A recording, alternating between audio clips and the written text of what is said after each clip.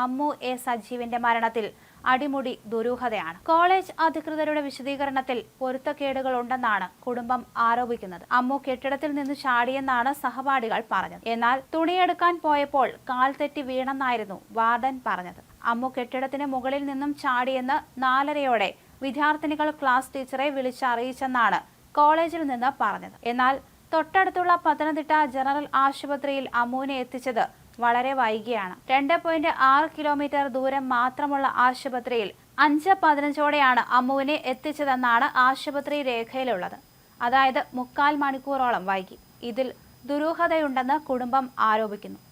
1 മണിക്കൂർ 37 മിനിറ്റ് ആശുപത്രിയിൽ കിടത്തിയെന്നാണ് പറയുന്നത്. സൗകര്യങ്ങളില്ലാത്തതിനാൽ 108 ആംബുലൻസിൽ കോട്ടയം മെഡിക്കൽ കോളേജ് ആശുപത്രിയിലേക്ക് കൊണ്ടുപോകാൻ ആശുപത്രിയിൽ നിന്നും നിർദ്ദേശിച്ചെന്നും പറയുന്നു.